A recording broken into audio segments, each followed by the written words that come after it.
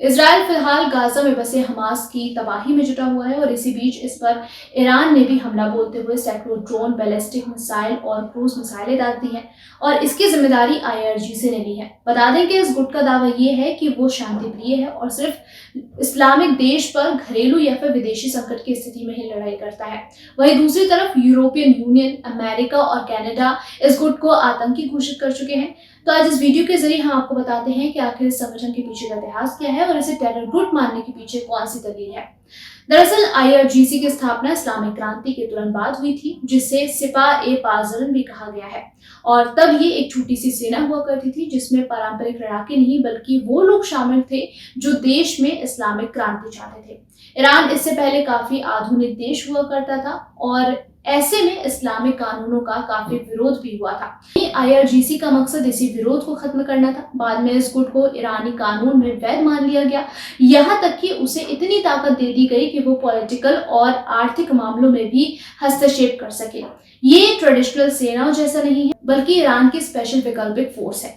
सेना प्रमुख दावा करते हैं कि उनके पास 1,90,000 एक्टिव सैनिक हैं जो कि जमीन, समुद्र और हवा तीनों जगहों पर काम करते हैं। ये सीधा ईरान के सर्वोच्च नेता आयतुल्ला अली खामेनेई को रिपोर्ट करते हैं। वहीं खामेनेई इसे इस्लाम के सैनिक कहते हैं। फोर्स की ताकत का अनुमान आप इससे लगा सकते हैं कि ये ईरान का बैलिस्टिक मिसाइल और परमाणु कार्यक्रम भी चलाती है। बता दें कि इस्लामिक गार्ड कॉर्प्स के बैनर के तले कई छोटे मोटे और सैन्य गुट भी चलते हैं जिसमें बजरी का नाम अक्सर आता रहा है। बता दें कि पैरामिलिट्री फोर्स है ये, जिसका काम तय है कि देश में सर्वोच्च लीडर के खिलाफ अगर कोई भी प्रदर्शन सिर उठाता है तो उसे कुचल दिया जाए।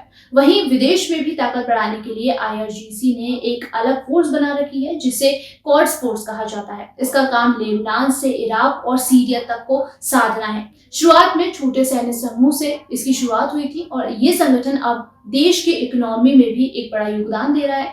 वो कॉर्पोरेट मिलिट्री की तरह काम करता है और कई सेक्टर्स में पैसों का भी उन्होंने इन्वेस्टमेंट किया हुआ है। इसमें डिफेंस के साथ कंस्ट्रक्शन भी शामिल है। वहीं बीबीसी के एक रिपोर्ट के मुताबिक आपको बताएं कि देश की इकोनॉमी में इसकी 1/3 हिस्सेदारी है। कुल मिलाकर ये भी आप मान सकते हैं कि पाकिस्तान के अंदरूनी मामले में जितनी ताकत पाकिस्तान की सेना को दी गई है बल्कि उतनी ही या फिर कह सकते हैं कि उससे ज्यादा ईरान में आईआरजीसी के पास ताकत है। ईरान के इस स्पेशल फोर्स को अमेरिका ने साल 2019 में टेरर ग्रुप घोषित कर दिया था क्योंकि ये हिजबुल्लाह समेत मिडिल ईस्ट में कई आतंकवादी संगठनों को बनाने के लिए जिम्मेदार रहा है। इसके समेत यूरोपियन यूनियन ने आईआरजीसी पर आरोप लगाया था कि उसने सऊदी अरब में ड्रोन हमला करके तेल भंडार को काफी नुकसान पहुंचाया था। वहीं इराक में तैनात 6 से ज्यादा अमेरिकी सैनिकों की उसने जान भी ली थी और इसमें ट्रंप प्रशासन ने इसी सैन्य समूह को जिम्मेदार मानते हुए साल 2019 में इसे टेररिस्ट ऑर्गेनाइजेशन घोषित कर दिया था। कनाडा ने भी इस गुट को आतंकी मानते हुए इसके बैनर के तले काम करने वाले छोटे मोटे समूह पर भी बैन लगा दिया था।